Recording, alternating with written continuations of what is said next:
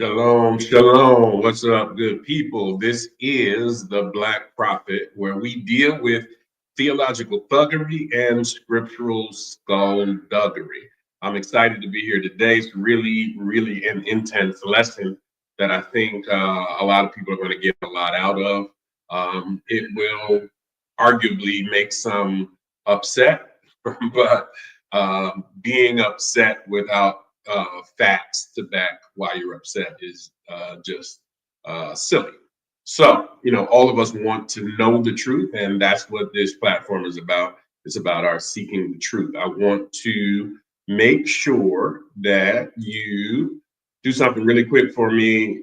Just give a thumbs up, subscribe to the channel on YouTube if you haven't already. Those who are watching by Facebook, what's up? Hit the notification bell so that you can be apprised of new content. We want to remind you I started doing animation, but I didn't. Remind you to go to thealignedcollective.org. I'm going to put it in the chat. That's our new website. Theblackprophet.com is no longer in action. We changed our focus and wanted to kind of have a website that aligned with that purpose. So you can go to thealignedcollective.org. Not only can you get some information on some of the things that are going to be coming up, we're going to have some research trips. I believe in 26, we're going to try to go to Turkey or Egypt, one of the two. And then we're going to have a domestic trip as well prior to that, some auspicious place here in North America that we can all meet up and do some research and fellowship, things like that's going to be great. Thanks to the new people who have become part of the Patreon community. I really appreciate it. That community is growing. We had a phenomenal conversation last week, and we're going to have another one that's kind of post this one on next week. Every other week is going to be on Patreon. So we'll have two here on Facebook and YouTube, and then we'll have two on Patreon as we're trying to discern what's the best format and way to move forward. All right. So I appreciate everybody, and we're going to get started because I got a lot to cover, and I want to be able to cover it in one fell swoop. What's up, Jeffrey, Harris, Mary, Yishai, Azaria Fulani, Lena, Renana, Stardust, what's happening, Steph, and to Asher and Valerie and Jane. Say what's up to all of you. Hope everything is good. All right. So, and Diane, what's happening? I got a lot of my people that are in the Patreon community in here now. And so please don't forget to go over there and check it out because you're going to miss a lot of great content, a lot of great conversations. Mind you, the Patreon community lessons are interactive. So we're on Google Meets. So this is like a Google Meets or a Zoom call. We're talking, interacting with one another. It's just not me lecturing. It's all of us teaching together. All right. All right. So as you see, there were some who thought the title in my post on Facebook was salacious. Were we made in God's image, or was he made in ours? It's a really important question. First and foremost, I have to say that the purpose of this lesson or the impact of the lesson is not at all. Hey, what's up, Vanessa? My sister from Israel. The purpose of this lesson is not to subvert or replace anything that anyone believes. This is not a lesson about worship. It's not a lesson about what it is that you need to be doing. This is a lesson on historical context. The historical context and the veracity or the truthfulness of what we're teaching is going to kind of urge you towards understanding contextually how to seek the Creator's face, how to align with the Creator's purpose. That's the purpose of this lesson. I don't want anyone to twist this lesson into Barry is teaching people to identify with any deity. I'm not. I'm telling you what the contextual history is, and your spirit and your relationship with the creator of all is going to steer you into whatever direction you need to be steered into as it relates to aligning with the Most High. All right? All right. So this image is something that I created last night, actually, on with an AI platform. And I asked to have a man creating a God. All right. The reason why I put this here is because there is a great disconnect between some of the character traits that we see in the text, primarily the Bible, and the talking points that we use about God. So the disconnect is that we say that God is loving and forgiving and all of the things that we like about God.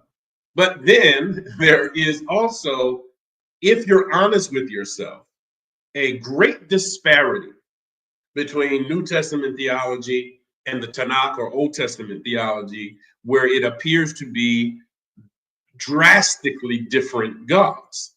All right. One who tells you to turn your cheek for your enemy, the other one that tells you that town over there and those people kill the babies and the infants and the animals and the women and the men. It is really a contradiction.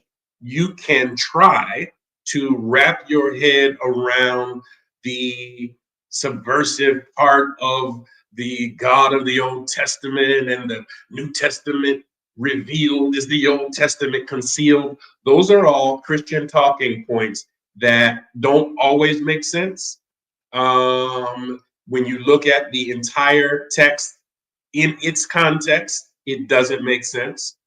And so we need to discover what is the matter with our texts and then hence our theology about God.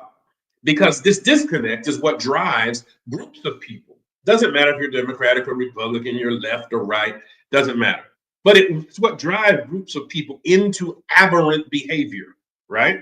So if God is violent, if God is intentionally and inherently destructive, then it cosigns your ability to be destructive to other people, to be destructive to your own people, to see other groups of people as less than human. It is a problem, and the problem starts with the statements in the book of Bereshit or Genesis that say that God created us in his image and in his likeness. Okay, so first of all, it doesn't say God, it says gods, plural, right? Elohim in Hebrew.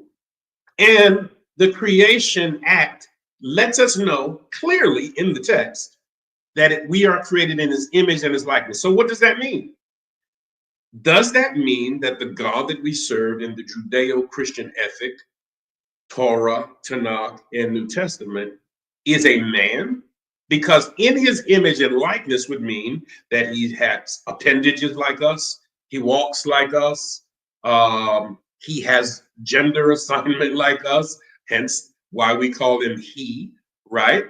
And so we have to look at the ramifications of all of the anthropomorphic features of God. Anthropomorphic means we take something that does not have human characteristics and we give the deity human characteristics. Okay?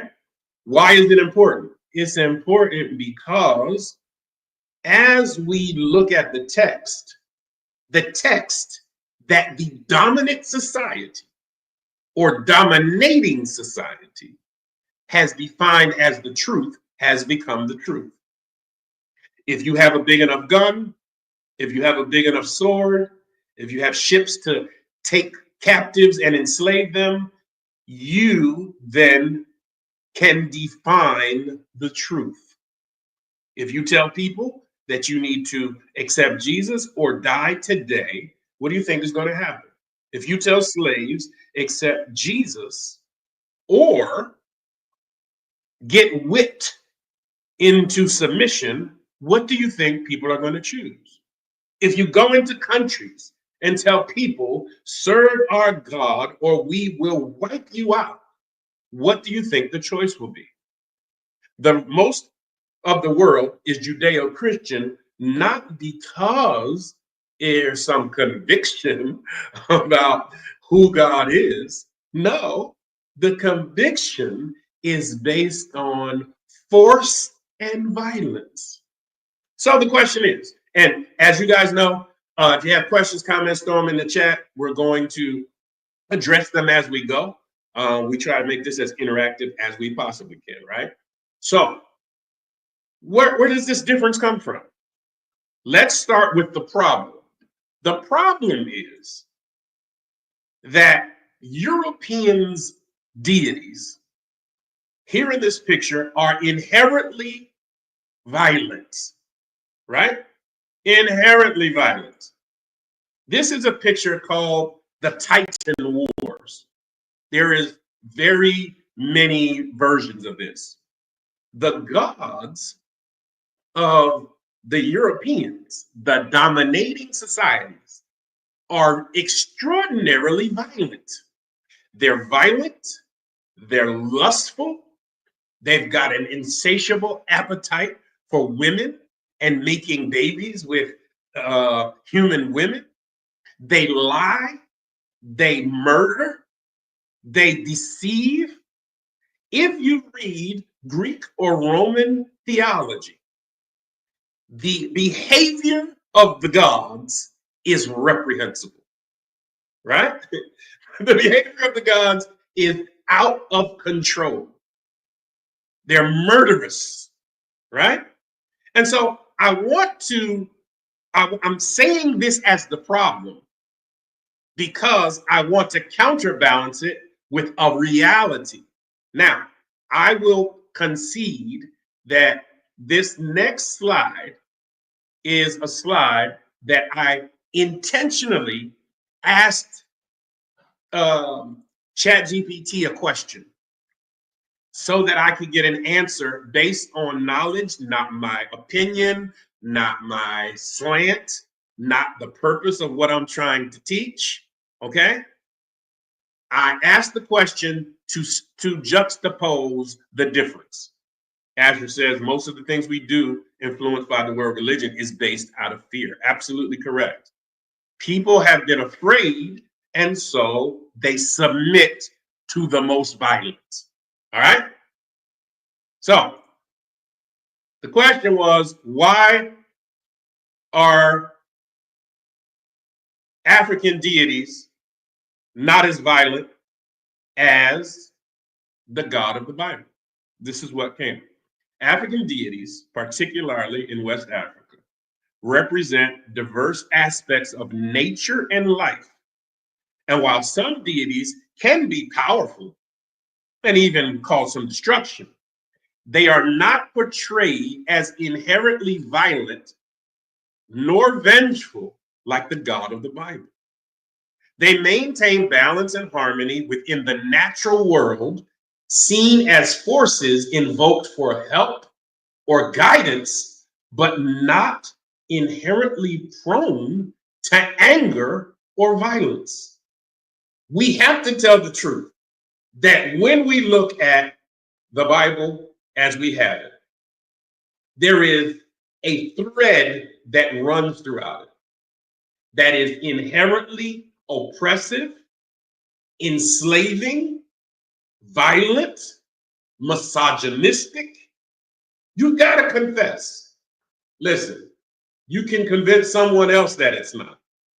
But as many of you have, I've read the Bible from cover to cover dozens of times, all right?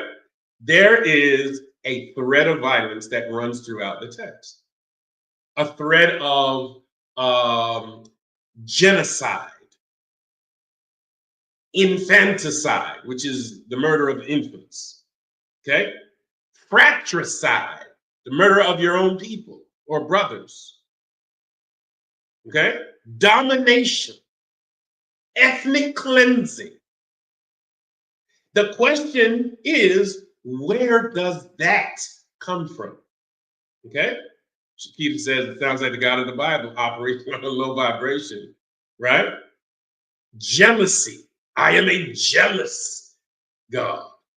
These types of behaviors that someone would not equate with a God. So it begs the question, were we created in that image, or was that image created by us? So here's where the question and the conversation will take off, okay? You have to realize that everything, what's up, Trev? Everything that you think, that you believe in your heart, that you know, that you know, that you know, that you know, everything is the byproduct of your situation as in America, as the sons and daughters of slaves, and or the subjects of a dominating society. Everything that you believe religiously has come from that indoctrination. I gotta tell you that you have to understand that you were taken. Kevin says the God of the Bible is the Caucasian European man. Listen, you were taken. You remember the movie Taken, right? Just get yourself ready. They're going to take you. Liam Neeson's character says to his daughter, but I'm going to find you, right?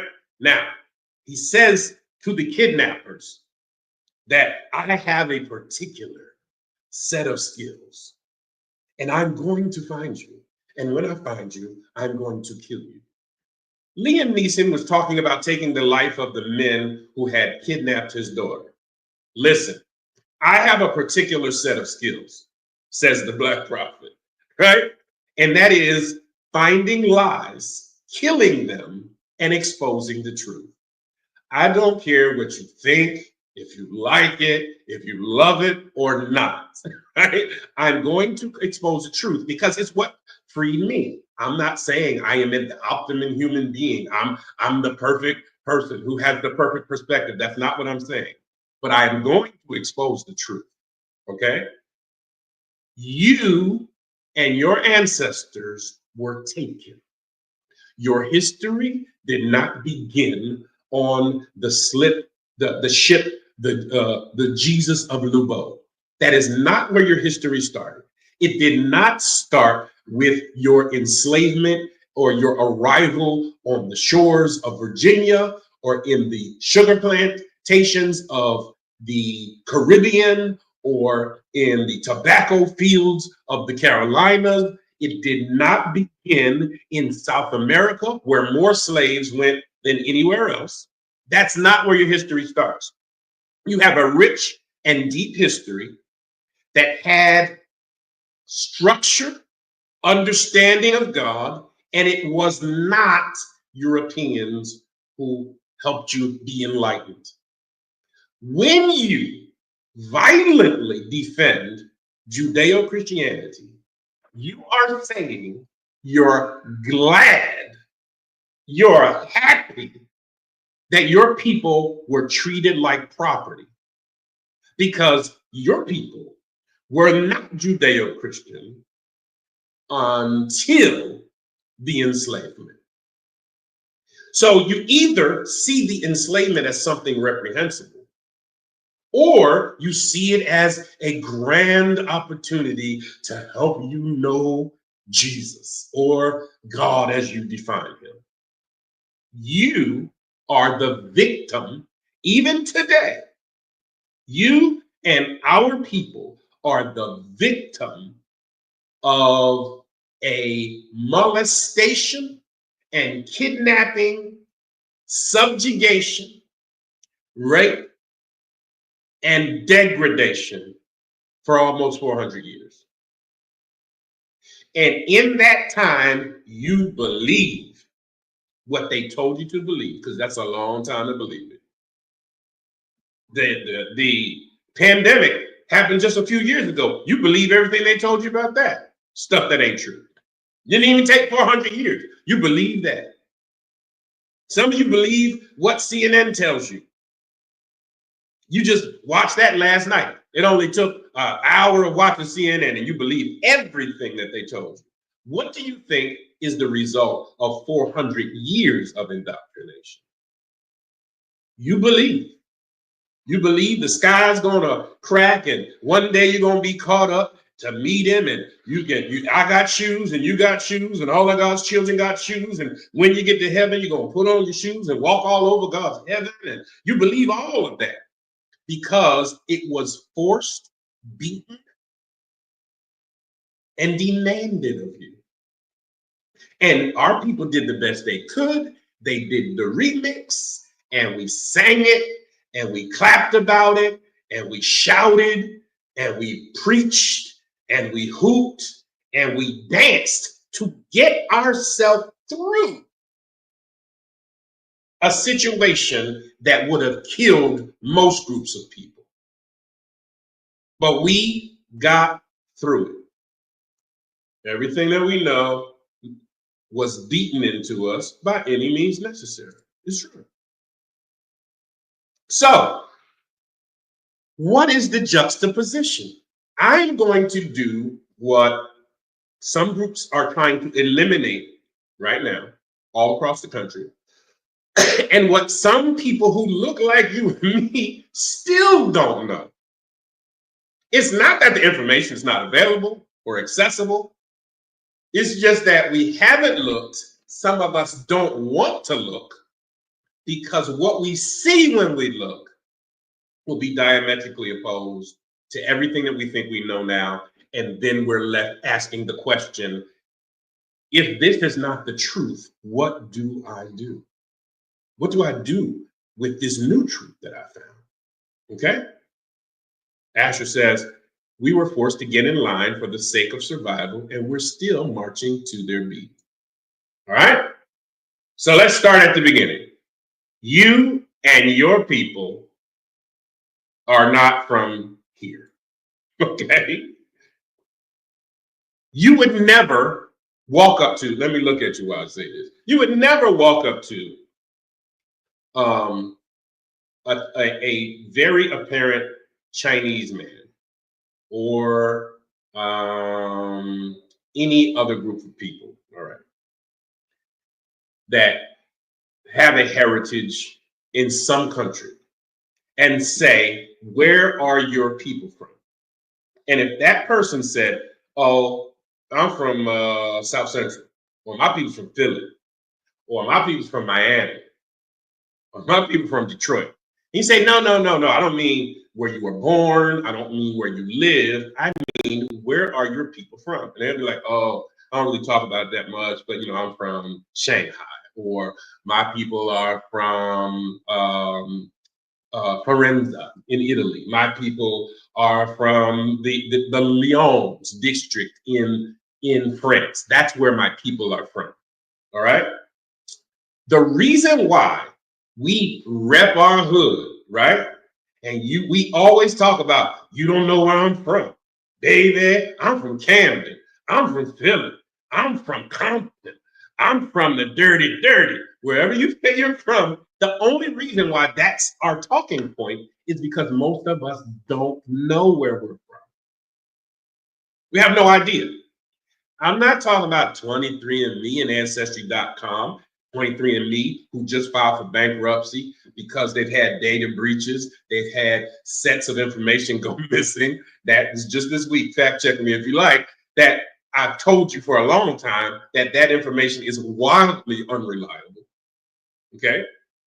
But what we do know is a general area for about 80% of our people. And about 80% of Black people in the Americas and by the Americas, I mean North America, South America, Central America, and the Caribbean, right, are from West Africa.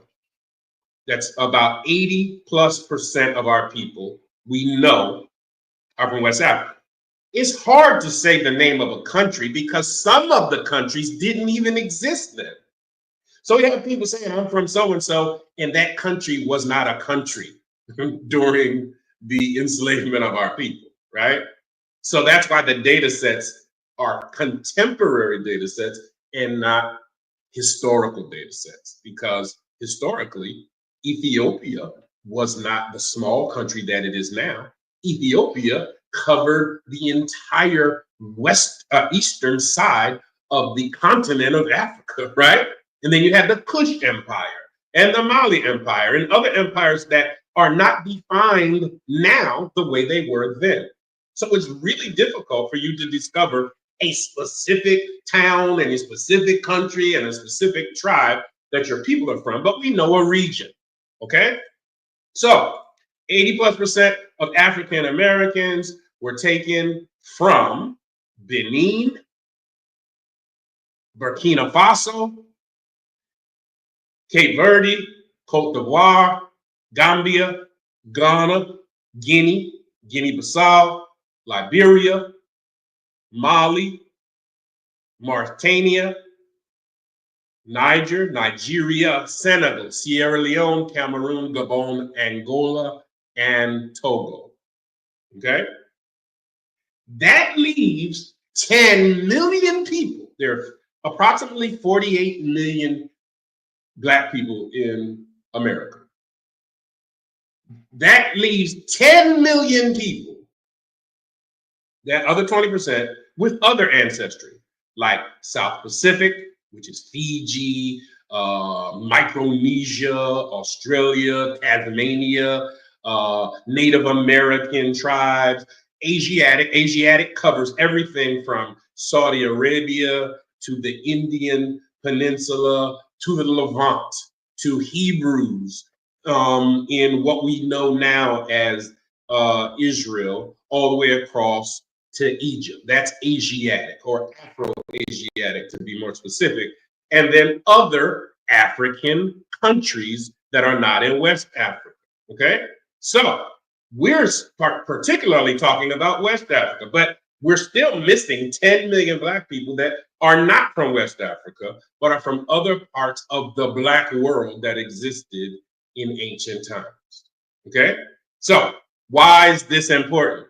It's important because you need to know what were the people? What was the philosophy?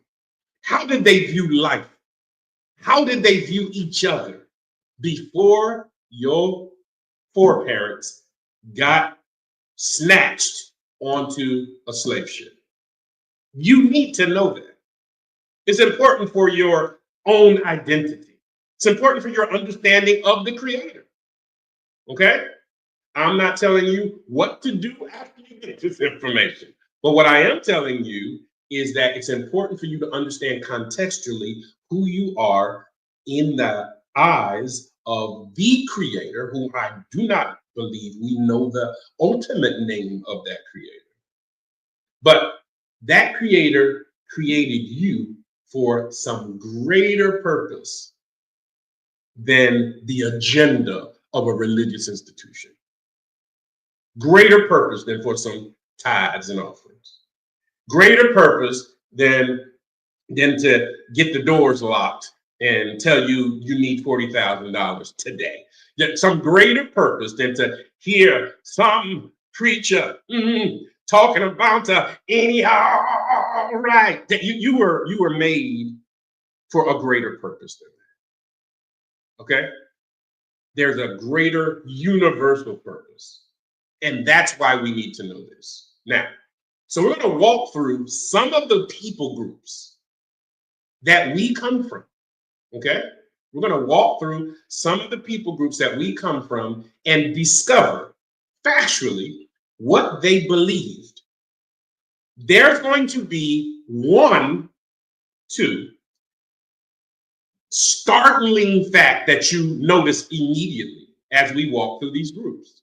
Okay? I'm not going to talk about it until the end, but I just want you to take note of some things that stand out like a sore thumb. And then we're going to talk about whether God was made in our image or we were made in God's image. All right. Kevin says, some of us became prisoners of war on our own land. The Jesuits came with religion to control our minds, to accept their gods. The overall purpose was to establish commerce for the ownership of the land of milk and honey here in the Americas, which is a tangible resource. Very good.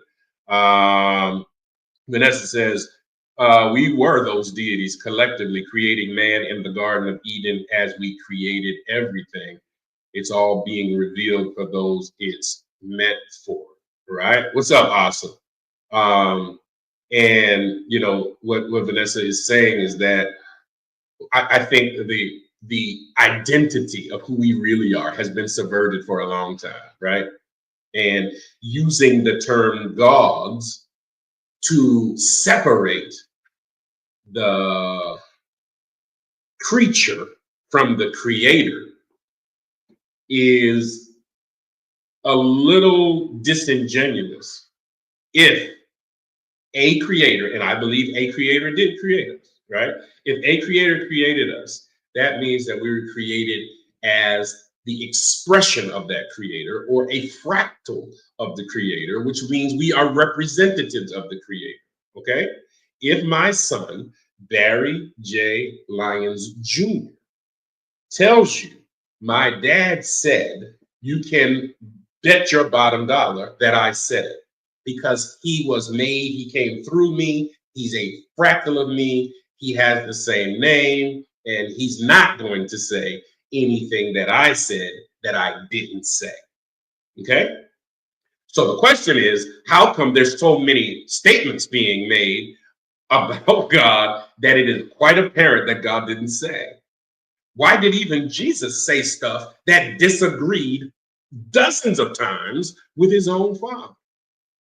Well, that's because he came to reveal, you know, the truth, and the truth was hidden, and then it came revealed. Stop. There are obvious, glaring contradictions in the text where the Son is not representing the same Father that we've just read about in the Tanakh or the Old Testament. So what we need to do is discover the difference. Why is there a difference between the disposition and the learned behavior? And we're going to discover that. And I want you to pay attention to what you notice about this. All right. What's up, Chris? Yep. This is going to be a good conversation because it's going to reveal some stuff that I think needs to be revealed. All right. So first group of people that I want to talk about that many of us come from. Diane asked a good question before I get started with this group of people. First, who are the Yoruba people? All right. This is a Yoruba man and woman. All right. Diane says, where does the ugliest things of a person's character come from? If we came from one creator. Now, Diane's asking a really deep question. All right. We know that Genesis says Elohim, that the Elohim plural created man. So it would insinuate that maybe, perhaps, all people don't have the same creator, right? And then the subsequent question is, if that is true, if we all came from one creator, like the party line says, where do these ugly things of a person's character come from? If we're created in his likeness and in his image, right? Because if you create something perfect, perfect means perfect. It has no imperfections. If you create something imperfect, you either did it on purpose or you're not perfect. I'm going to say it one more time. If a creator created something perfect and the creator is perfect, everything that comes from the creator, hence, is perfect. If the creator, who is perfect or appears to be perfect, creates something that's imperfect, either the imperfection was created on purpose, or the creator is not perfect. Yep, Vanessa said it clear. Come on, we don't have the same creator. All right? All right, and we're going to find out how we know this in a second, starting right now. All right? This is a Yoruba man and woman, right? Where do they come from? Let's look. In the Yoruba belief system in West Africa, Olodumare is the gender neutral, supreme, omnipotent, and benevolent creator, possessing attributes like transcendence, immanence, and being the source of all virtue and mortality. Ruling through intermediaries called orishas, like the most popular orisha, Oshun, who is the deity of rivers, love, beauty, fertility, water, and prosperity. Now, why is this important? First of all, you got to understand that it was Europeans who came and landed on the shores of Africa and saw forms of religion that didn't resonate with European religion. Hence, when it did not resonate with European religion, it was immediately classified as wicked and evil. Why? Is it because it's wicked and evil? No, it's because Europeans said it was wicked and evil. And they gotta be right, because if it's white, it's right? So, and some of them still think that to this day. So, we have to understand that a great majority of us came from this belief system. All right? One thing to recognize, I'm going to tip my hand so you can see my cards, even though I said I was going to tell you at the end, is that unlike Judeo-Christian ethic, the Yoruba belief system, and subsequently the others we're going to talk about, Olodumare is gender neutral. Not a man, not a woman, just gender neutral, because God is God, right? The orishas are not other deities. The orishas are lesser deities created by Olodumare to interact with humanity on their journey. Now, somebody said, that's the problem I got right there, Barry. I like these other deities, these other deities I got a problem with. You mean like Michael, the archangel? Is that who you mean? You mean like Gabriel? One is the spokesperson and one is the bodyguard. You talking about in the extra biblical books? You talking about Raphael, right? Is that who you talking about? Sethiel? You talking about the Holy Ghost? Listen, Olodumare creates lesser divine beings to interact with humanity. In your Bible, the Judeo-Christian God creates lesser deities, right, to interact with humanity. Stop acting like we're saying something wrong, we're saying something polytheistic, we're saying something wicked, when it's not, because it's represented in the Bible. Okay? The only difference is what Vanessa just said. God is masculine and feminine. What's up, Siobhan? All right? God is masculine and feminine.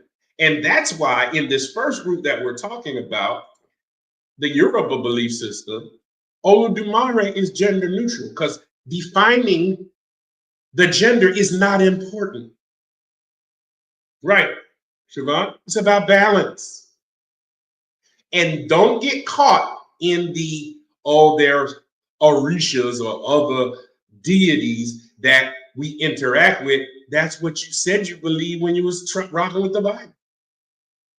You said you believe that Gabriel showed up and spoke on God's behalf.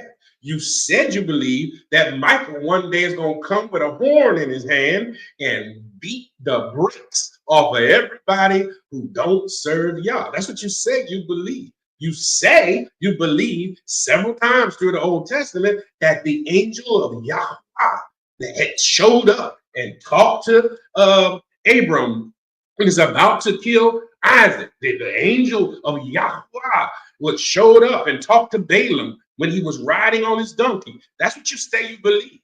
You believe there are lesser deities, right? That's what you say you believe. If you believe in angels, you believe in lesser deities. So don't make this different because these deities ain't white. Don't make it don't make it different.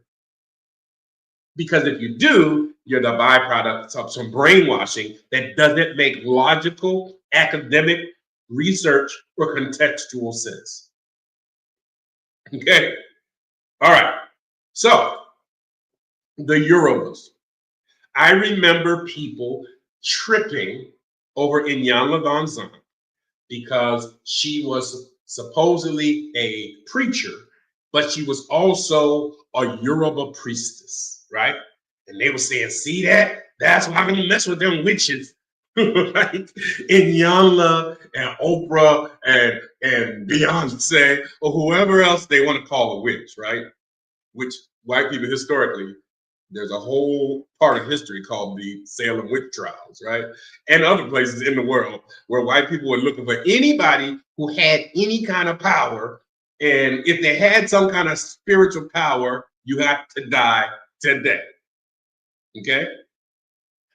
So people are tripping about Inyama. Yoruba is a way of life. And what you will notice about African indigenous religions is that Olodumare is the creator and the Orishas guide people. There is not a sense of worship because God is who God is, right? God does what God does. God is not overly concerned with your basketball game, with which boxer's going to win, with who's going to win the election. God is not worried about that. So you don't interface with Olodumare in the Yoruba understanding, right? Because that's too high for you to step into. Okay?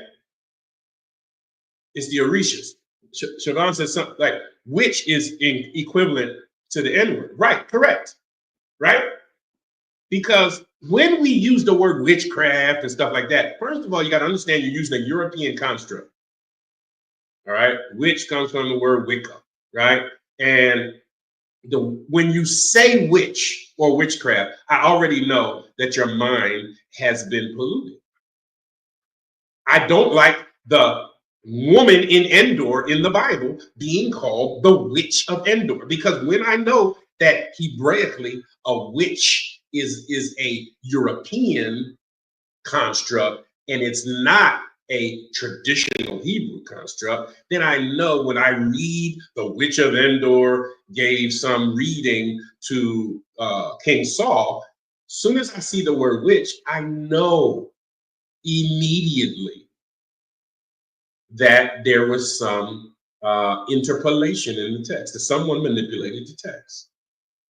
As soon as I read the word harlot or whore in the text, I know there was some interpolation in the text. Those concepts are not indigenous to the planet. I'm talking about you can go to the Native American tribe in America. You can go to the Fijians or South Pacific tribes, the Tahitians, all who are Black people. You can go to Micronesia, Australia, Tasmania, everyone in that part of the world. You can go to the Afro-Asiatic origins in India and China. There are not words that are pejorative like witch. There are not words that are pejorative about any person, male or female, who is sexual. Those are European constructs that were created for populist control. You don't believe me? Fact check me. I will get on here live and tell you that I was wrong if you fact check me and what I said is not true. Okay? Chris said, the truth be told, the spell Christianity has cast on Black people is the greatest witchcraft around. Listen, I'm going to say this and move on because I don't really want to waste too much time talking about that. But the way I saw some, not all, thank goodness, some Black people defending a preacher locking the doors and telling people they got to give $40,000 today to cover the budget for the meeting. All right. I knew immediately that some of us are hypnotized. Some of the answers I saw, I knew that we were hypnotized.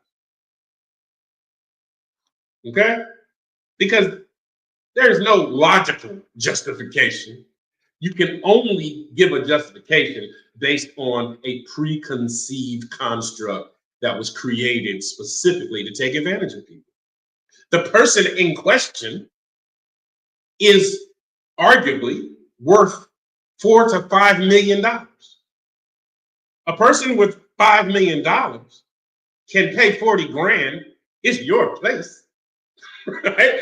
It's your place, and you don't have to beg nobody, right? But because the construct is not created to really worship God, it's not created to really, it's really created to worship man.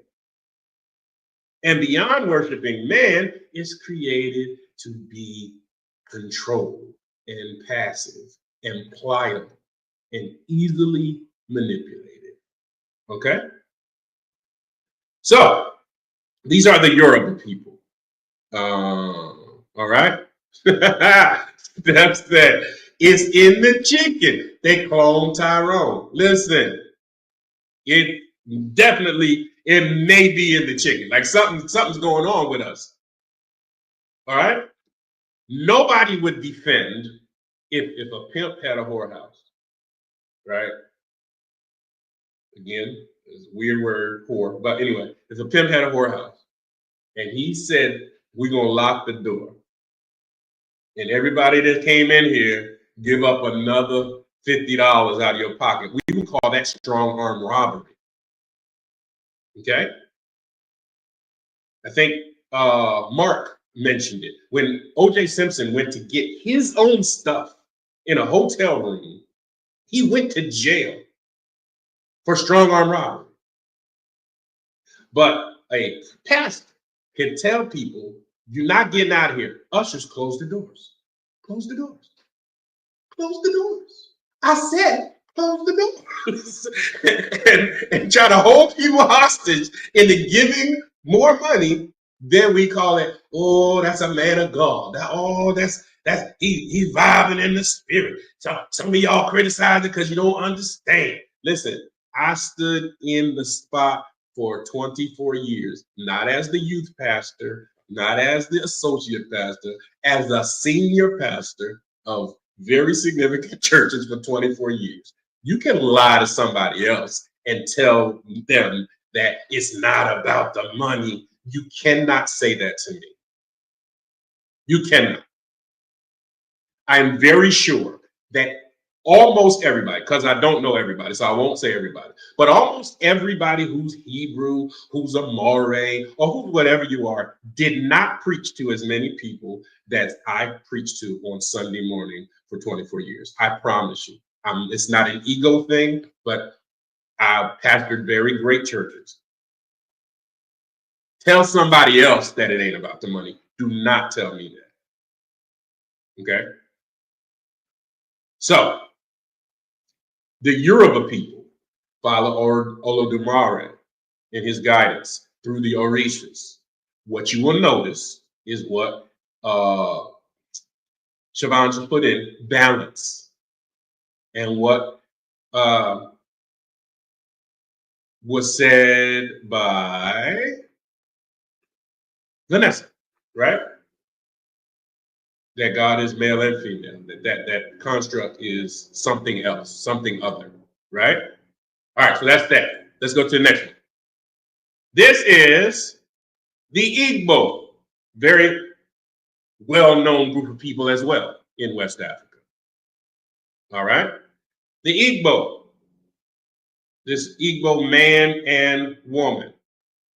All right, Rhonda says, thank you for your honesty. It's about the money. Listen, I don't know if Wade is on this call right now or not, but he and I laughed this week. He was texting me memes about the whole thing with that happened with locking people in the church.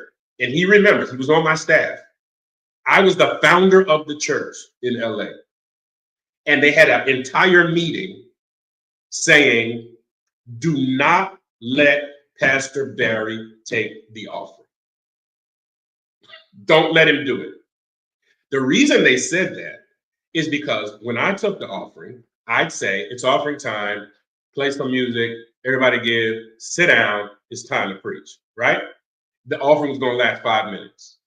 What they wanted somebody to do, and I was told, when Bishop so-and-so, I won't say this person's name because this person is my friend, but when Bishop so-and-so, very well known, if I said it, you'd know it. When he needs money, he gets up in front of congregation and he cries if he has to. He sheds tears. And you don't need to do these little 5-minute offerings. And I said, we won't have no money because I'm not begging anybody and I certainly ain't crying for some money. And every Sunday, I was going, as my grandfather, Pastor Charles Harvey told me to do, I was going to preach the pit out of the peach every Sunday. But when it came time for offering, they'd be like, no, Pastor, we got it. Because they were going to beg. I'm not begging.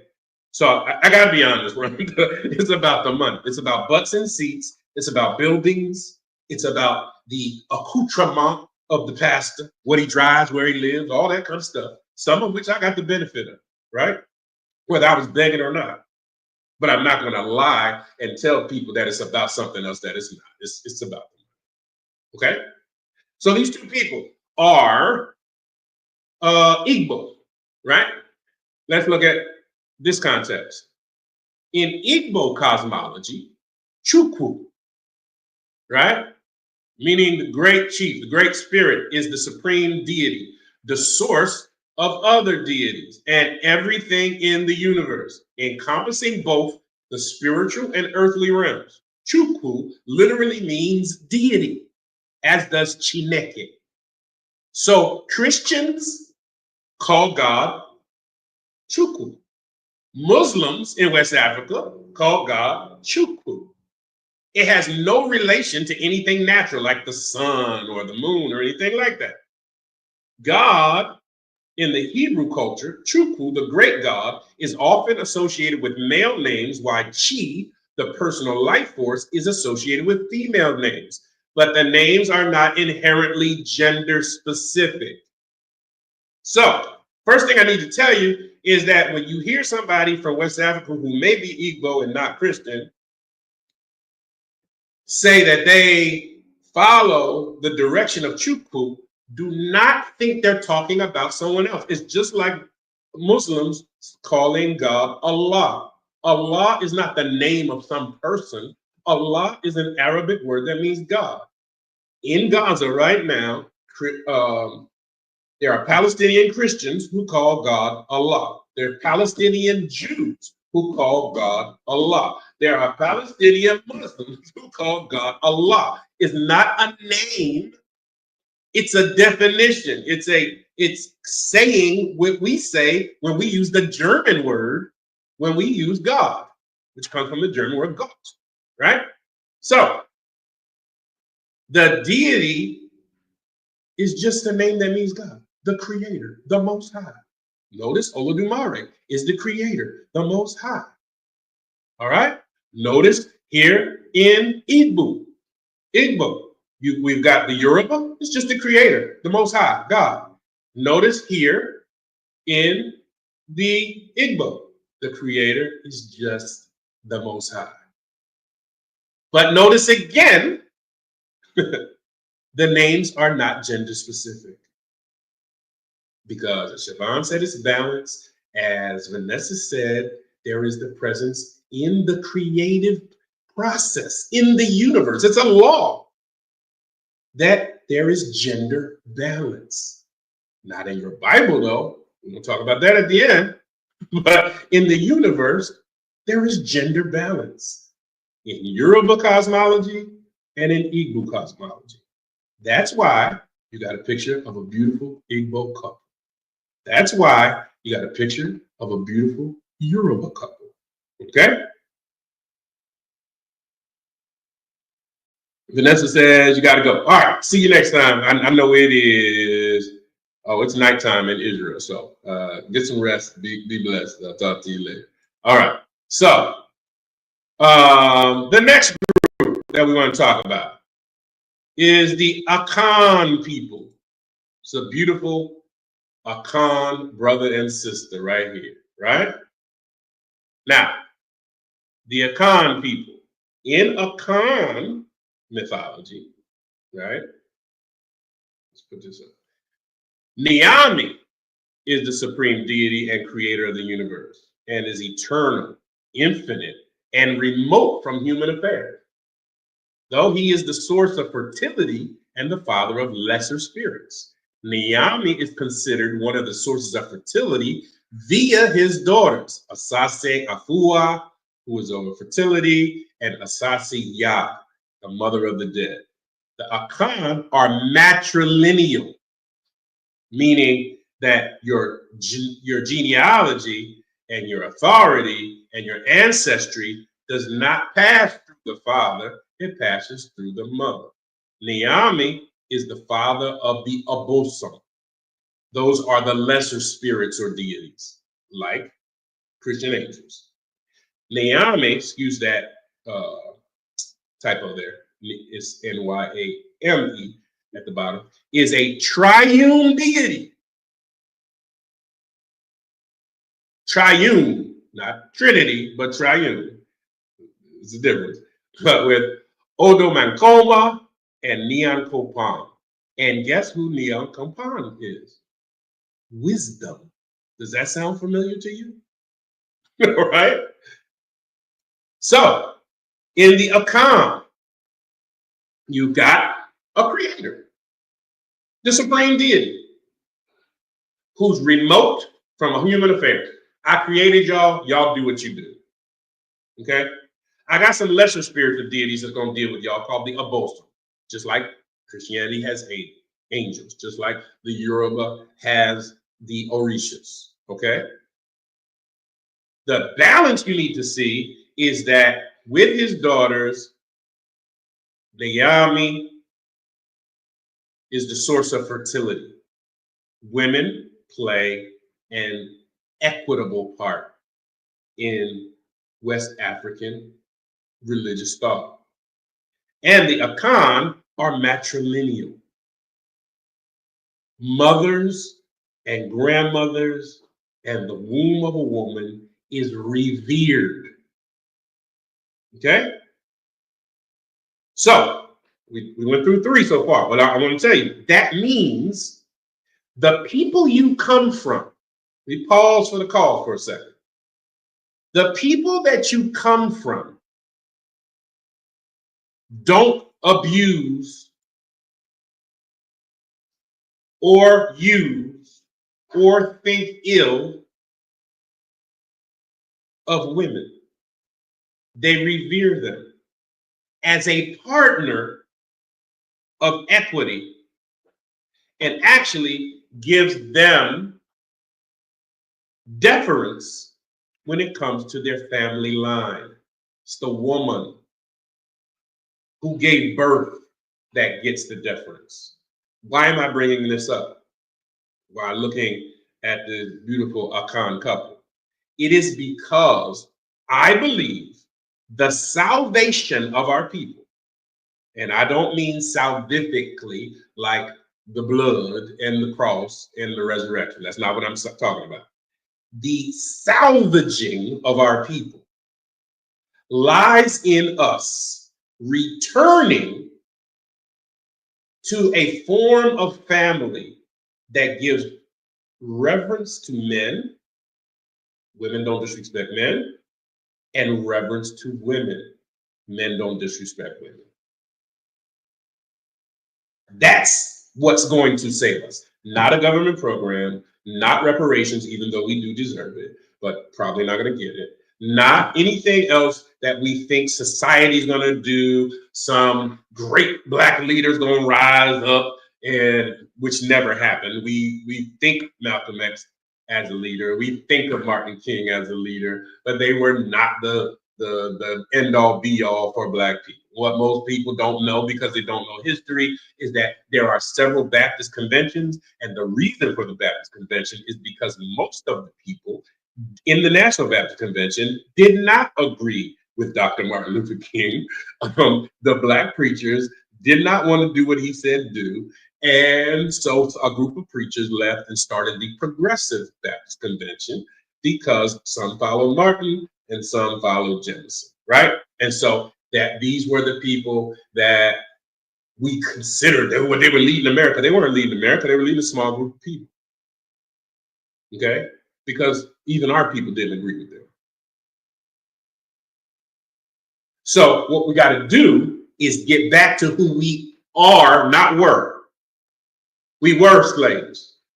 We were victims of Jim Crow. We were strange fruit hung on trees. We were split up as a family. We were stolen from our land. I'm not telling you what we were. Who we are, who we've always been, has been what Asher just said. We've been the Black family, which is why there's such a concerted effort. I'm gonna move on in a second, but it's why there's such a concerted effort to destroy the Black family. There always has been. They would tell the slaves to make babies with other men's wives, because I want big, strong slaves. But I'm not married to Mary. Toby, I don't care. Go down there and make a baby with Mary. She big, you big. I need some big slaves to carry a lot of cotton. But that's Joe's wife. Did I tell you to go down there? Tell Joe I sent you down here. Tell him to wait outside. As horrible as that sounds, that's the stuff that happened to us all of the time. That was the beginning of this red pill community on YouTube, where Black men can't wait to slam Black women, and this sprinkle community where Black women can't wait to slam Black men.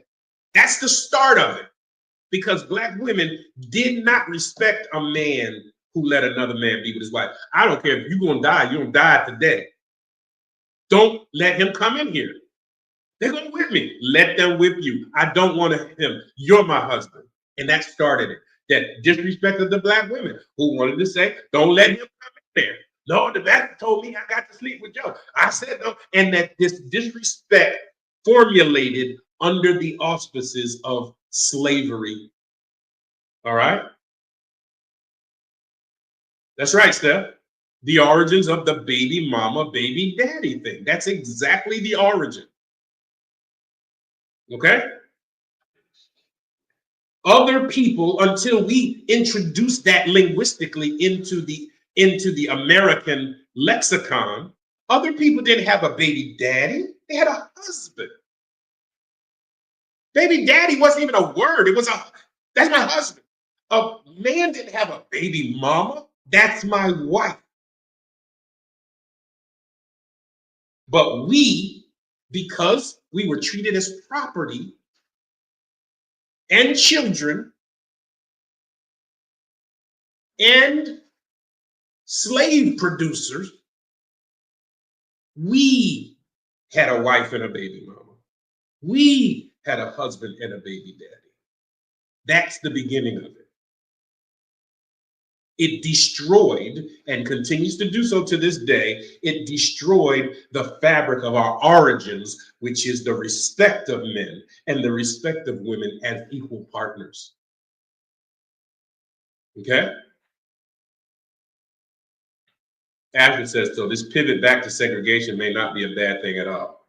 Listen, I've never thought it was a bad thing. Remember, when we were segregated, we had Black Wall Street. and we had other areas of the country, from California all the way to South Carolina, areas where Black people had movie theaters and churches and hospitals and law firms and accounting firms and banks. And white people saw it. And you know the story of Greenwood.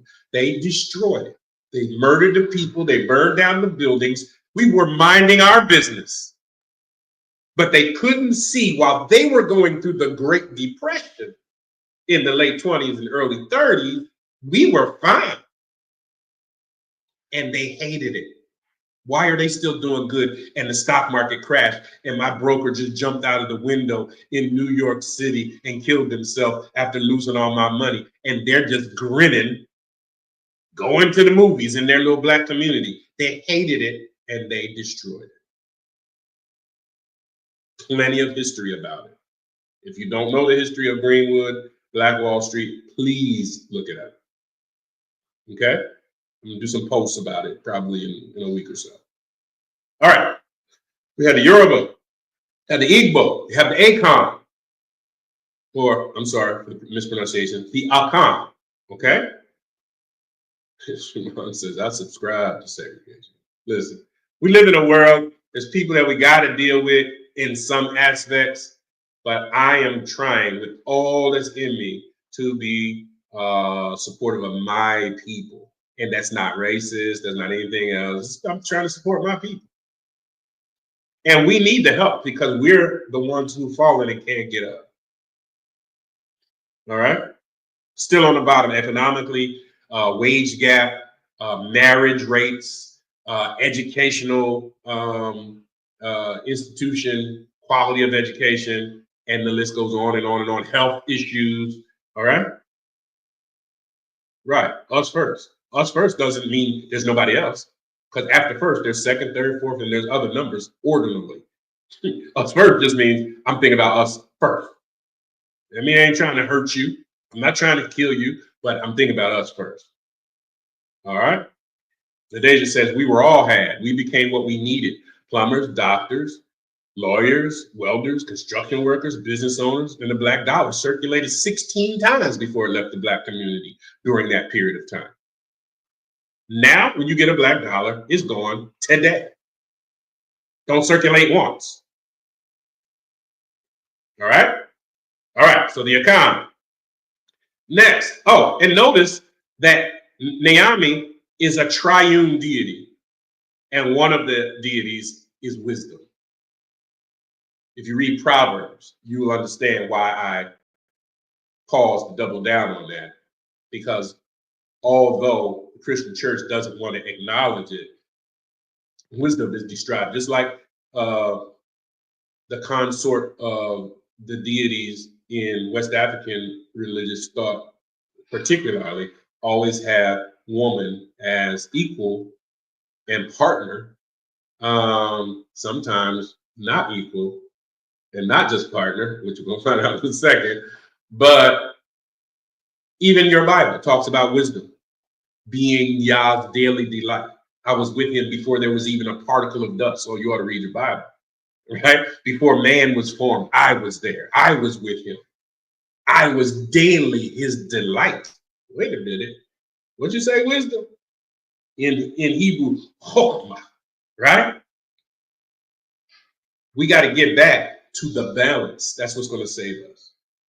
All right? Mark says salvation begins with knowledge and acknowledgement of self and your people. Facts. All right. Next is the Serer people. This is the Serer brother and sister, beautiful couple, right? That balance is present throughout West Africa. In the Serer religion, Roog, or Roog, depending on enunciation, is the supreme deity considered the Lord of creation, embodying both male and female attributes, and is seen as a benevolent, all-knowing, here it is again, non-interfering presence. Roog is the source of all existence, creating the universe and everything within it. Roog is believed to be an incorporeal being, which means spirit, not a body. possessing both male and female characteristics. All right? So, in the Serer religion, another one of the groups in West Africa where your people are from, a creator, a most high, right? Non-gender identified, right? Embodying both male and female attributes. All right? All-knowing and non-interfering. Why is non-interfering keep coming up and why is it important? Because Judeo-Christian philosophy says that you need to wait on God to make things better. One day he's going to crack the sky and make things better. You pray that your enemies get destroyed and that your family be blessed and all the stuff that you're waiting on God to do. In African, particularly West African religious systems, God is non-interfering or distant or remote. You've seen the words that keep showing up. I created you. It's your job to protect the planet. It's your job not to litter. It's your job not to destroy the ozone. It's your job to protect women and children. It's your job to respect men. We love having little conferences talking about woman you loosed and, you know, man you are, whatever you are, all right, swallowed. I was bad for that, but whatever. Woman loose, man swallowed, right? Listen, we love having things, what God's gonna do. No, you gonna do. You. All right? Steph said, Roog said, get somebody else to do it. Specifically yourself. What they actually believe, and I didn't put it on the slide because I ran out of space, is the Serer people believe that Roog, it's funny you said that, Steph, that Roog was tired of the Serer people's solicitations. And one night when they went to sleep, he just went away. Said, I'm tired of it. Y'all asking me for everything. You're begging for everything. And while they were asleep, he went far away. Leave me alone. All right? I created you. I gave you everything on this earth you need to be successful. Okay? Pastor Ray Hagen speaks on how we need to get back to our true culture and elevate from religion. States religion has ruined our minds and created a state of psychosis, separating facts from reality.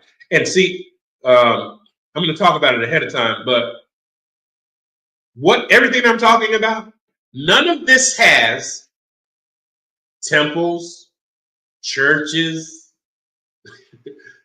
tithe, membership. None of what I'm talking about has any of that. Building committees, pastor, don't have none of that, because connecting with the Most High is not religious. It's just how you're supposed to live. It's not where you go on Sunday or what you do on Saturday. It's how you live every day connected to the Most High. All right? That's what we're supposed to do. Let's go to the next one. This couple is a you couple, right? A you couple. Let's talk about this couple. I mean, not this couple, but their people, who are our people. All right? Mawu-Lisa, the supreme entity revered by the Fon and the Yu people, peoples of coastal West Africa, is often seen as a complementary sexual pair, representing the moon and night, Mawu, the sun or the day, Lisa, merged into one force.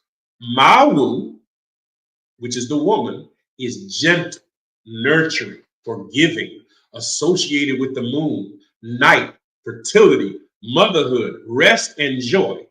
She is the creator of human souls and their destinies. Lisa, which is the man, Lisa is fierce, strong, powerful. He is associated with the sun, day, heat, work, power, war, and strength. And the part that I left off the slide is he complements what Mawu does as the woman. Okay? So, Mawu, revered, you see, you don't see the word worship, do you? You don't see attended the church of. It's just revered. You have reverence for these deities, right? By the Fawn and you people of West Africa. Complementary sexual pair. We see the balance again, right? Steph says, how sweet, I call my husband the sun and he calls me the moon, right? People have asked me for a long time, the song that plays at the beginning of this live stream and sometime at the end of the live stream, I told you it's a song that I wrote quite a few years ago, and I took just the instrumental version. I played. Part of the words say, "I'll be your sun and you'll be my moon." Right? Right? That's before I even knew what I'm talking about here. Right? But that's right, Azaria. That we're seeing balance. Not woman can't preach. A woman better have her head covered. A woman better she can't dance. She needs to sit down and shut up. That's European men and their philosophy. It's not an indigenous African philosophy.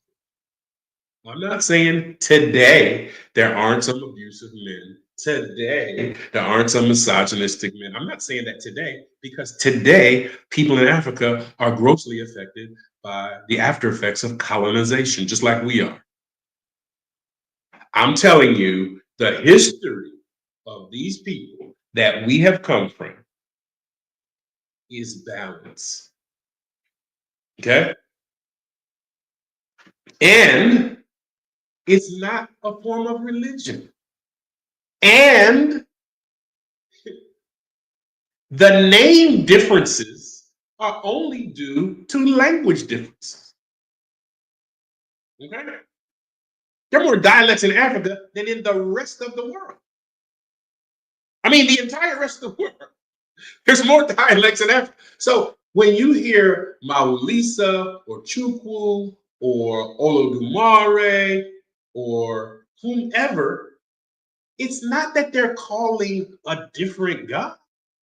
They're all revering the Creator as they know the Creator in their language. So Mawu-Lisa is not different from Olodumare, all right? Or different from Chineke or Chukwu. No. The difference is just language. They're all reverencing the uncreated Creator, which is what we're supposed to do.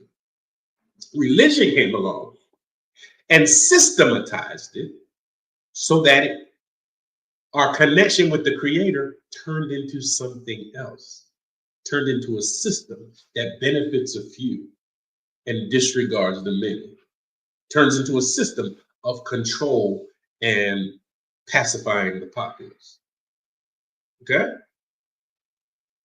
Next group. I think I got two more.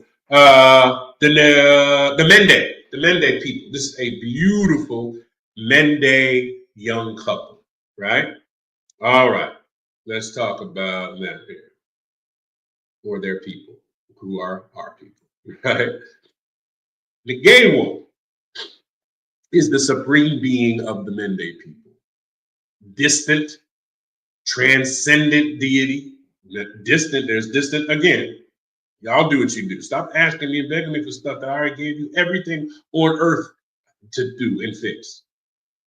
The creator of the universe and all within it, who is believed to determine people's destiny and uphold truth and justice, though he is withdrawn from daily human affairs. Ngewo is a combined deity, just like what we just read in the last people. From the male god Ngewo and the female goddess Leve. Leve, the female goddess, predates Ngewo as the supreme creator. The female deity came first. Ngewo is also believed to have initiated the moral codes that determine good social behavior. Okay?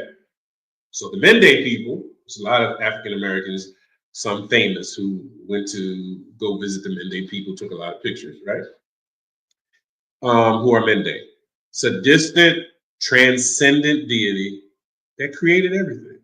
Again, we see, I don't want to sound like a broken record, but again, we see balance. It's a combined deity. They call Ngewo by one name, but the name, the deity, is the combination of the male and the female.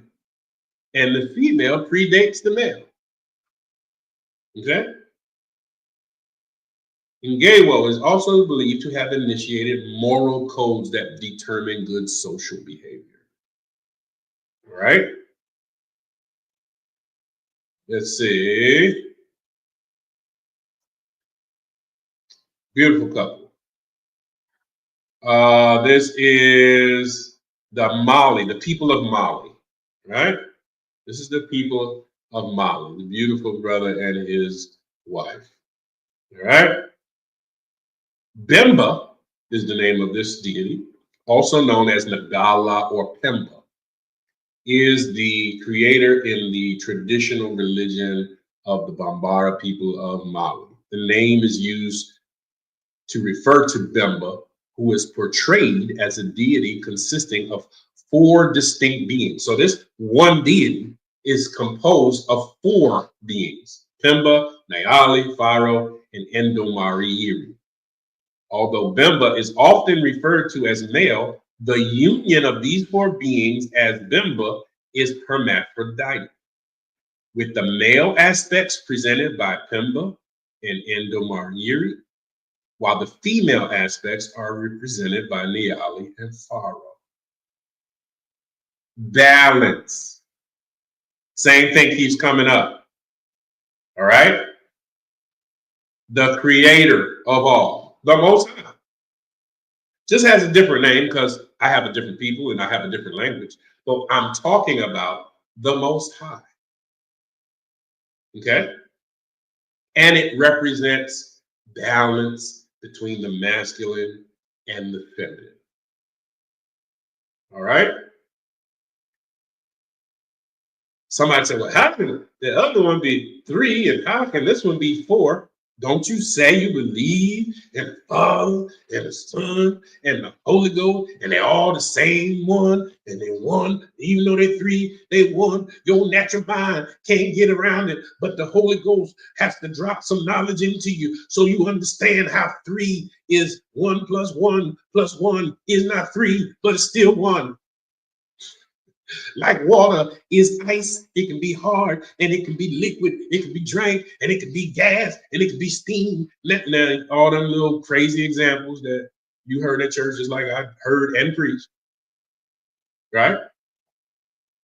Same thing. Stop separating the philosophies because of who the people are. Because they're black, it gotta be witchcraft. Because it's black, it gotta be something dark. Because it's black, it gotta be the worship of another deity. Stop it. You are responding like a person who's been whitewashed. So that everything white is holy and pure, like Dove soap. And everything black is just not enough. Okay? Remember, and I'm gonna say it probably again in a few minutes. These people are serving the creator. Don't get caught into the language. Okay? And I'm gonna tell you one distinct difference in just a second. Okay? Okay, this is the last one. This couple is the Dogon people. All right? This is a Dogon man and woman. All right.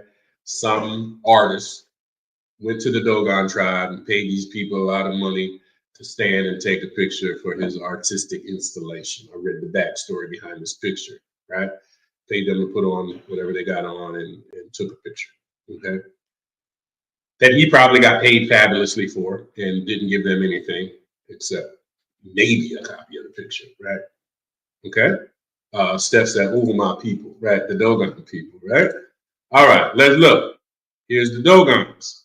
Ama is the supreme creator god in the Dogon religion of West Africa and is depicted as genderless or of dual gender, embodying both male and female principles, reflecting the Dogon cosmological principle of duality and pairing of opposites. Ama created everything, including three lesser gods, Nomo, Lebe, and Yoruba. The Dogons have believed for centuries, before Europeans even knew about it in 1862, that their origin is a dwarf star called Sirius B. I'm gonna leave that last sentence for just like 2 minutes. So, the Dogon people, they have a deity that they refer to as Ama, genderless, or both genders, all right? Male and female principles, and they understand duality and pairing of opposites as a universal law. I created everything, including some lesser gods, all right? Now, remember again, forget the name. The name is only the name for people in their language. That's why some people call Jesus, Jesus, and some people call him Isa, and some people call him Jesus, some people call him Yeshua, some people call him Yehoshua, some people call him Yahusha. Depends on the language base that you're talking from. Okay, that don't get caught up in that. It's not, if it's Allah, it means something different. If it's Chukwu, it means something different. If it's Amma or Olodumare or Jehovah or whoever, whatever name you use, that we're talking about something different. We're not. The differences are linguistic. The other notable thing is that when the Dogons were first engaged with by European society, the Dogons told Europeans that they were actually helped from their people from a star system that is a dwarf star called Sirius B. Now, here's the problem, tongue in cheek, about them saying that they knew about this star system. Number one, the last 3 words, it's not visible. Sirius B is not visible to the naked eye. You need high power telescopes to see Sirius B. So the Dogon told Europeans about Sirius B 1,000 years before 1862, when it's in 1862 that white people had a telescope strong enough to actually see what the Dogon were talking about that they couldn't see. Let that simmer for a minute. Not only did they talk about a star system that nobody could see, that was then verified about 1,000 years later, they also accurately told them that every 50 years, Sirius B, this star, is at its closest point to the Earth. How did some native Africans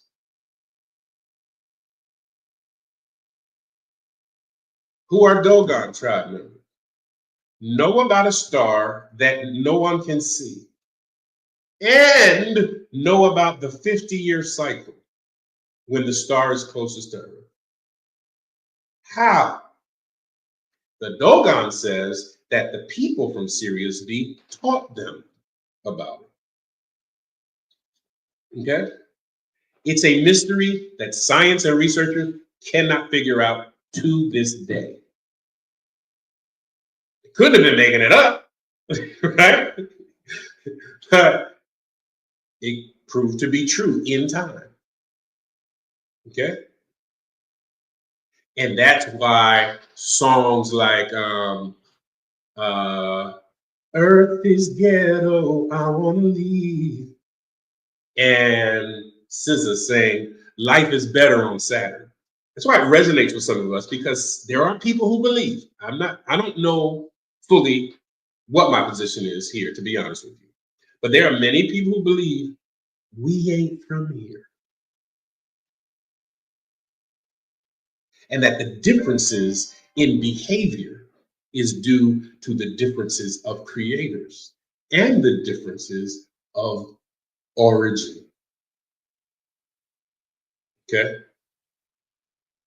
And that in the approximate 4.5 billion year history of planet Earth,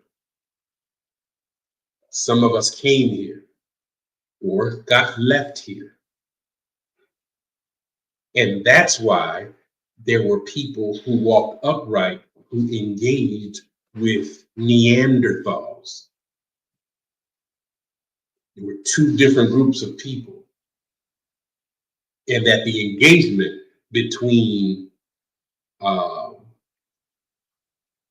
sapiens, as they're identified scientifically, and Neanderthals were two people that were never supposed to be in contact with one another.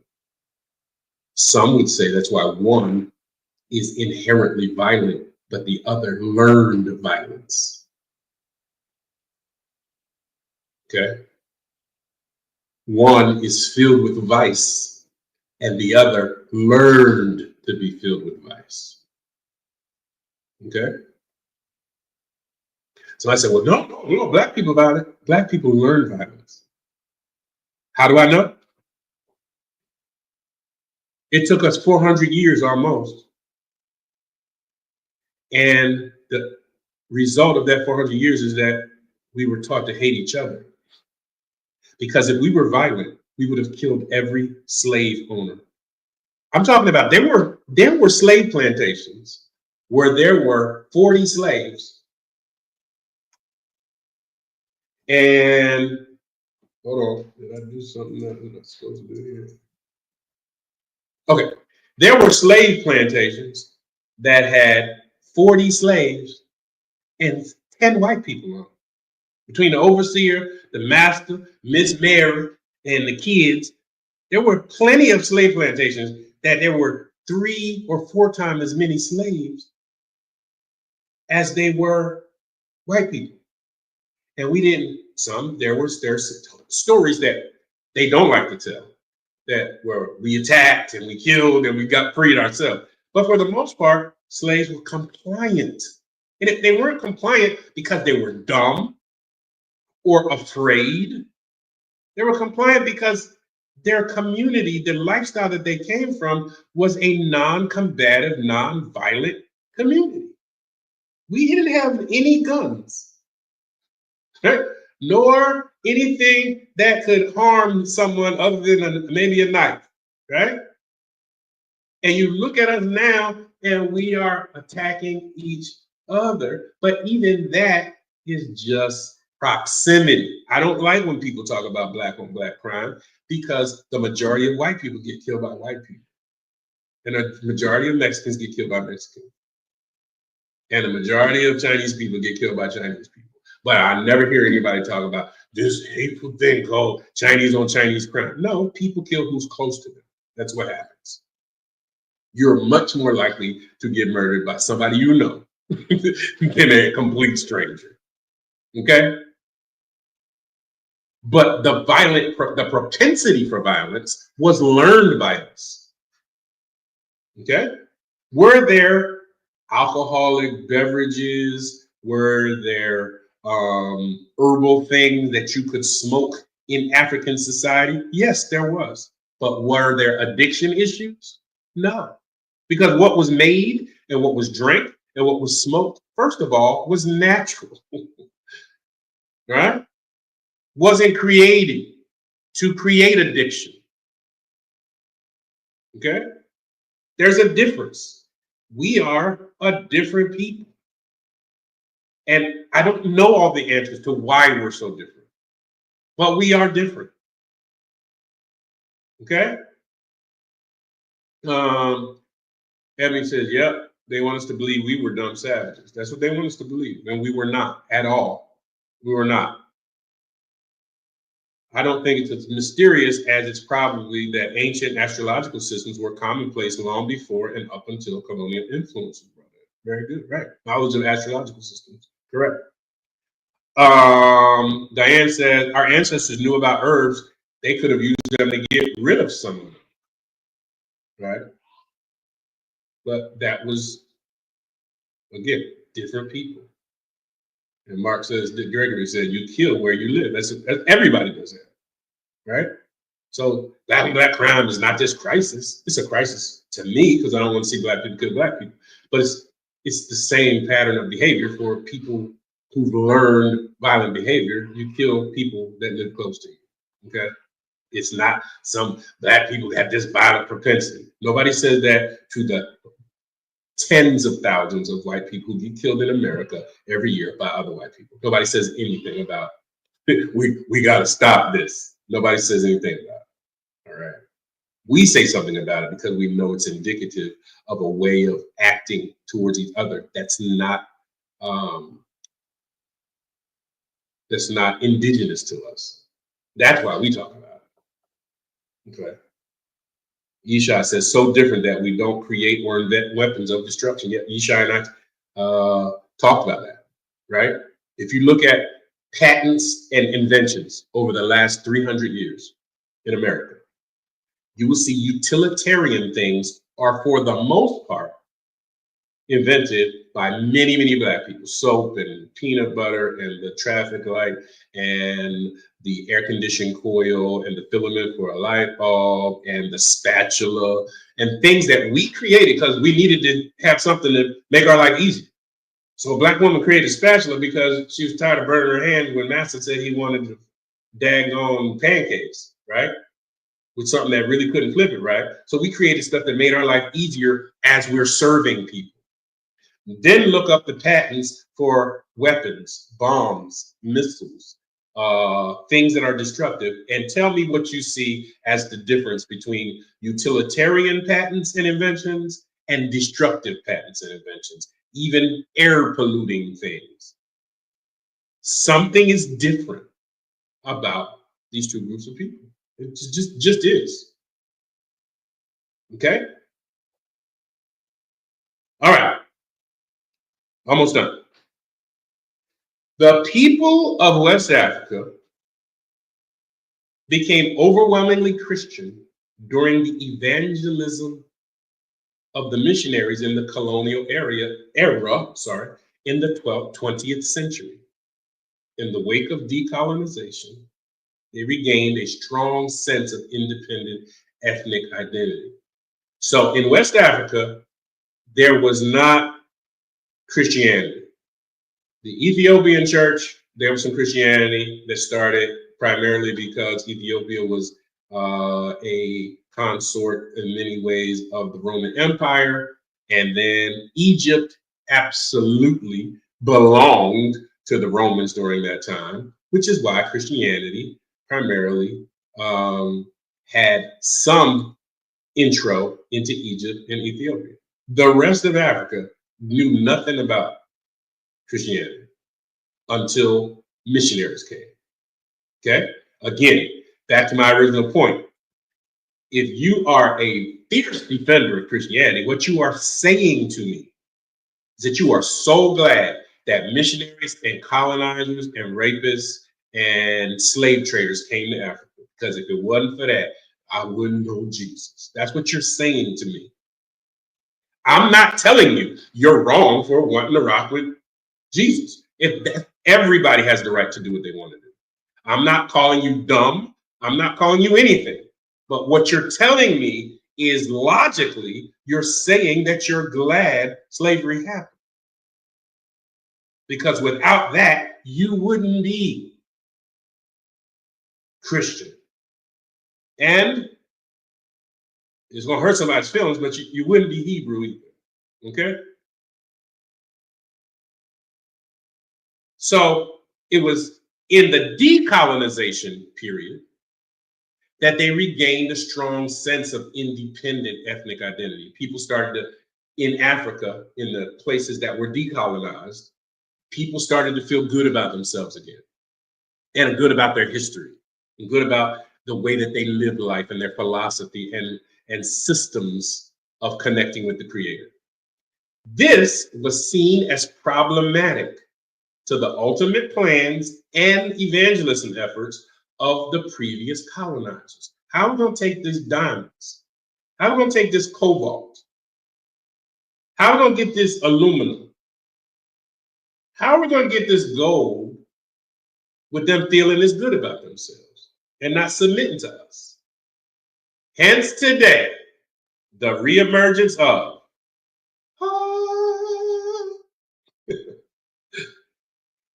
those who have been to Africa in this chat and been into neighborhoods and rode in taxi cabs. Tell me or give me a thumbs up in the chat if you know that pictures of white Jesus are all over Africa. Give me a thumbs up if you've been there and you've seen it for yourself. All right? How are these Black people, after being colonized and then being decolonized, and then subtly reintroduced back to this gentleman? All right? The day says true, it's true. I considered about the root to Hebrew in our current culture, since we made it clear last week that we cannot prove what and who we are truly linked to for no historic reason. Right. And again, I'm not saying not to follow Torah. I follow Torah, but I follow Torah as a way to have a moral code. You could get that same moral code from Hammurabi's code. You can get that same moral code from the codes of Ulamu, from the 42 negative confessions of Ma'at. Right? All of these systems that we talked about today in West Africa, they don't have books or a sacred text. They just live. Right? They just live, of course, because they don't have churches and they don't have all the people who still worship these indigenous ways or who still revere these indigenous systems. They just live better. And they tell each other word of mouth. Remember, all of the Bible that you have was oral tradition prior to the Babylonian captivity. Nothing was written down until 600 years before Jesus was born. There was nobody who had a Bible. Then they didn't have a Torah, except for the king and the priest. Okay? People didn't have one in their house, tent, wherever they were living. Okay? And that same thing, don't try to make it, oh, they don't got nothing written down. We don't know what them Africans believe. They were just telling each other. Your entire Bible is about people just telling each other. Because we don't know who wrote probably 80% of the entire Bible. We don't have any idea who wrote it. Or where it was found. Especially the New Testament. We don't know where none of that was found, except it was found in the basement at the Vatican. And that's not me trying to be funny. There are the Gospels. You look up, where were the Gospels found? And it will say unknown. They just appeared one day at the Vatican. Okay. Remember, the oldest thing we have in the Bible are the Dead Sea Scrolls. And they are copies of copies of copies. And there are two different versions. Like there's the book of Isaiah and the book there, like the Dead Sea Scrolls. Let me tell you this before we try to wrap up. Are scrolls found in a bunch of different caves all over southern Israel, near Masada and Qumran, right? I've been to both while I was living over there, okay? And they were found in different caves. The first one found by a little boy who was tending to sheep. He threw a rock in a cave and heard pottery shatter. That's how the first Dead Sea Scroll was found. A boy who threw a rock into a cave, okay? So in all of these caves, there are different copies of Genesis, different copies of Isaiah, different copies of whatever. None of the copies match perfectly. Like, so whoever copied them, one says one thing and another says another. That's why your Bible says David killed Goliath, but there's another passage in your same Bible that says somebody else killed Goliath. In your Bible. Says King David had 5,000 horses, and in your same Bible, another passage says they counted them, and there was 50,000. Was it 5,000 or 50? Right? So your Bible, the oldest parts of your Bible are just copies of copies. Nobody ain't got nothing original. It's just what somebody told somebody. And when it comes to the New Testament, it's certainly just 100 years later what somebody heard. They said that my cousin at the barbershop talked about his dad's uncle who lived across the street from a guy who said one day some guy named Peter got out of a boat and walked on the water 100 years ago. That's what your New Testament is. And I'm not saying you shouldn't read it. I'm not saying that you can't get knowledge from it. I'm not telling you that there's not some good stuff in it, because there is. There's also good stuff in Cat in the Hat and Moby Dick and Goldilocks and the Three Bears. There's good stuff in what people write, okay? Doesn't make it the word of God. It just doesn't. Man wrote it, and we don't know. And Yeshua says, and the Gospels appeared with names like Matthew, Mark, Luke, and John, right? Just weird. Knowing that none of those four people wrote any of those four books. The four Gospels are anonymous. In case you didn't know, they are factually anonymous. And this is the Catholic Church who gave those names to revere those men, okay? As it relates to pictures of white Jesus all over Africa, Neil, who knows what he's talking about, has been there quite a bit. They're all over the place. I'm talking about in the taxi cab. The driver got a picture of white Jesus up on the dashboard in Africa, right? It's really crazy. I know Yeshua knows, right? Who spends time in Africa. Just really ridiculous, right? We gotta be careful. Jesse and I have talked about it at length. We have been re-indoctrinated on the continent.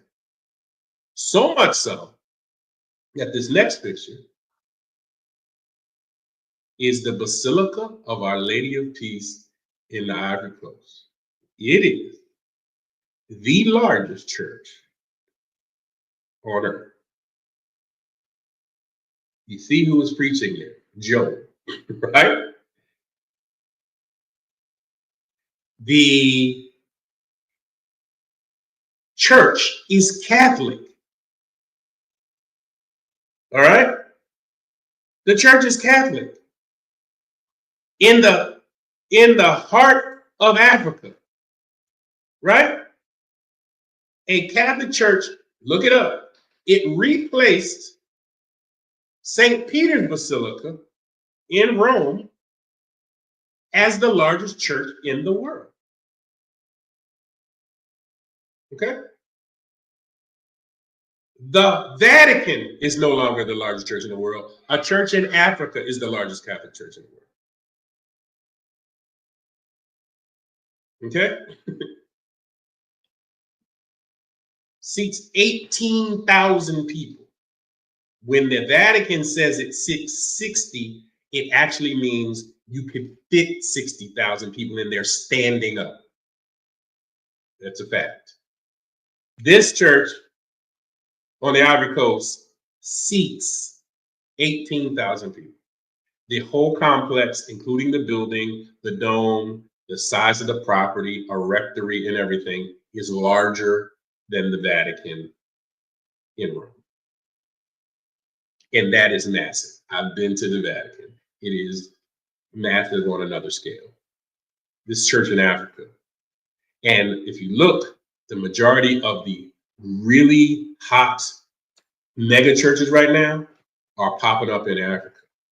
I'm talking about they've got some major churches that make churches in America that we think are big look small.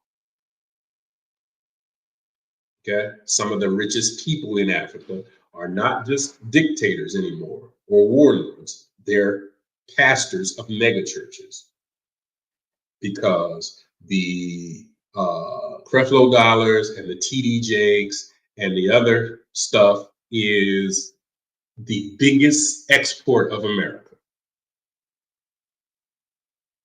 There's churches popping up in Africa everywhere.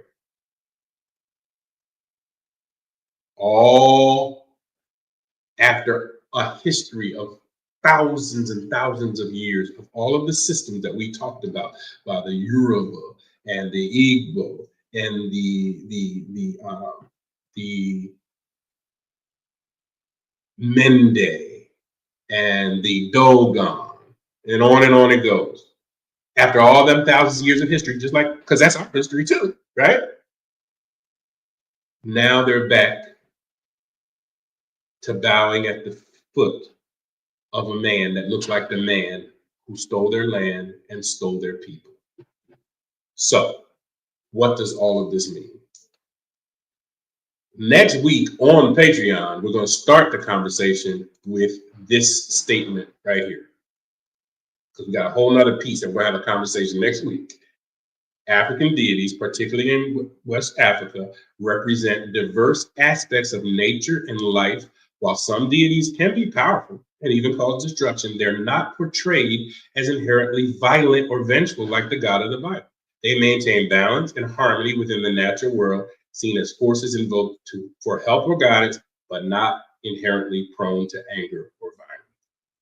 Okay? And next week, we're going to have a conversation about why is there a difference? What is going on? And we're going to talk about a couple of really strange stories. I'm probably going to make a post later today about some really strange things going on in our Bible that makes you question, how can these savages, right? How can the savages, and like as Ebony said, they tried to call us dumb savages. How can all of their deities be the balance of male and female, not be violent, not have stories of destroying other people or their own people? How can they be at harmony with nature and the rivers and the sun and the moon and stuff like that? How can that be true? And at the same time, the God that Europeans want us to believe is the ultimate God is violent and petulant and jealous and murderous. How can that be? That's what the conversation is going to start with next week over on Patreon. All right. So, couple questions, 3, and then I'm gonna go. All right. So, first one is, if anybody got any. If you don't have any, we'll wrap it up. Diane said, "Does it mean we're mentally ill?" Yes and no, Diane. We're not inherently mentally ill. Okay. But we have become mentally ill.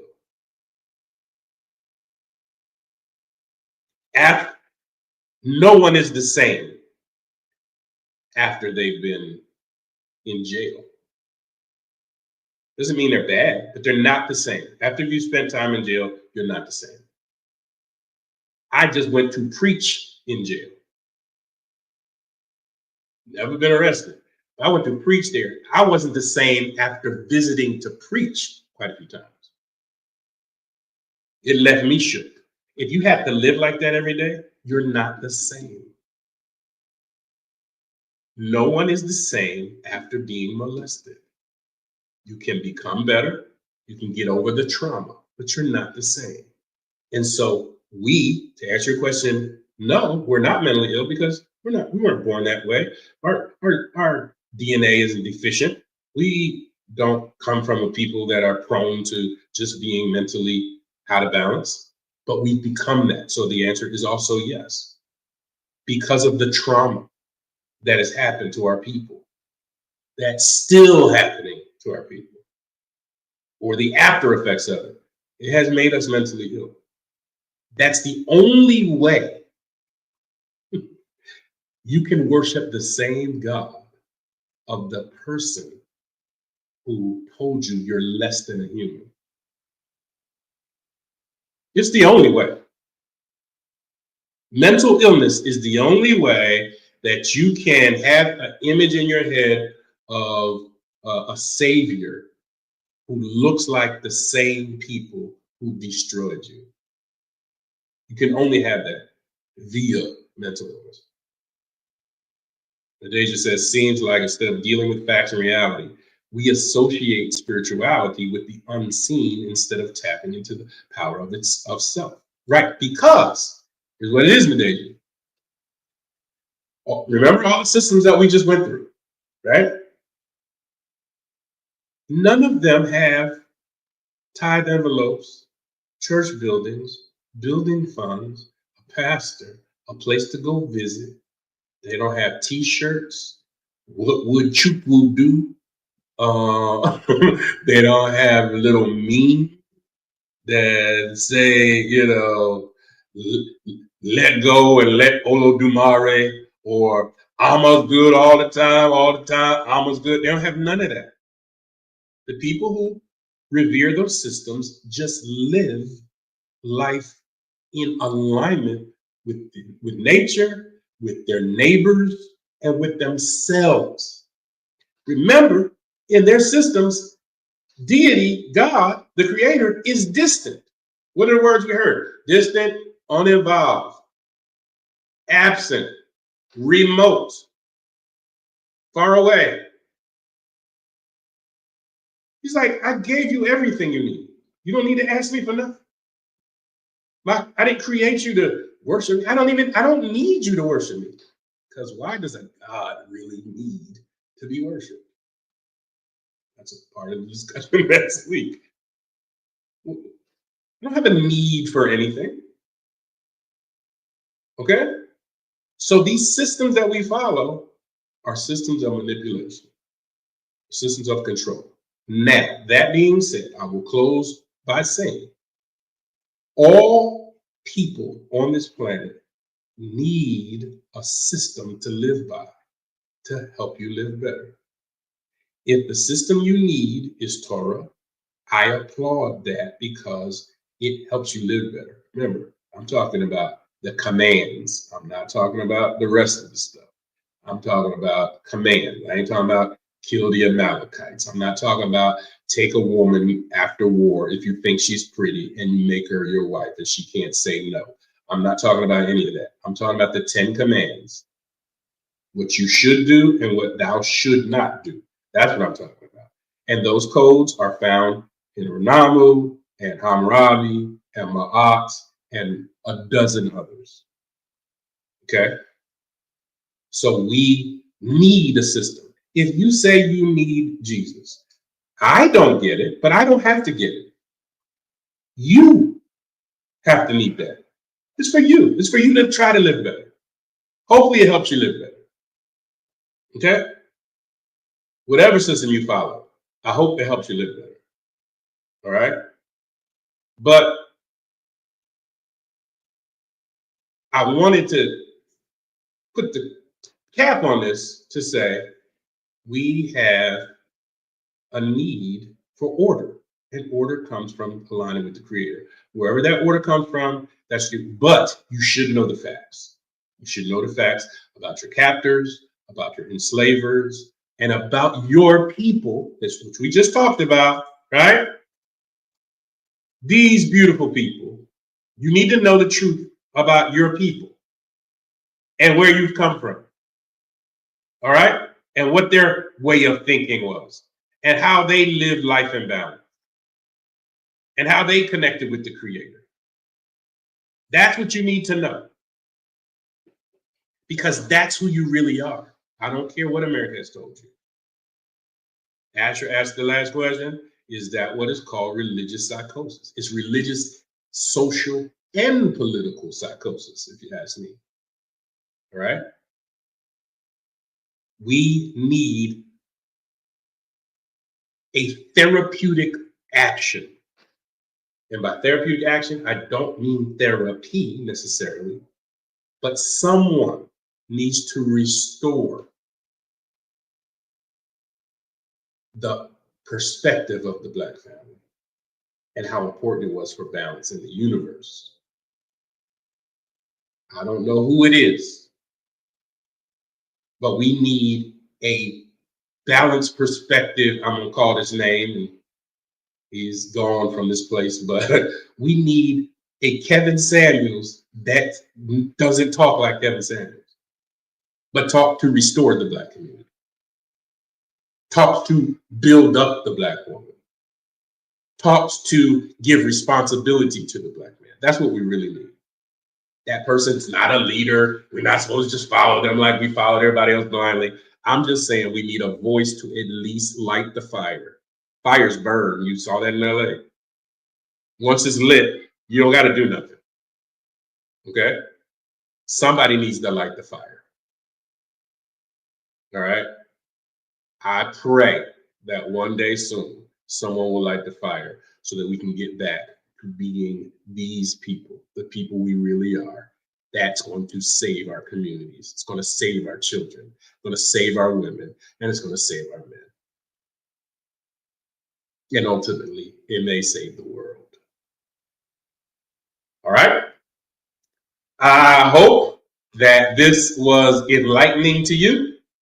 And there'll be some posts this week on Facebook. Interact with them. Let's have a dialogue. We can continue the dialogue next week. We're going to be on Patreon. Go to thealignedcollective.org and get the information on how you can be a part of the Patreon community and be a part of these deeper conversations and interactive that we have among our own people. And we need to keep our focus, keep our eyes on the uncreated creator. Forget the name. The name is what you call God in your language. The creator of all is who we need to align with, and the balance that is provided in the creator. So I, for sure, am the Black prophet, and I am existentially gone. I appreciate you guys, and I'll see you next week.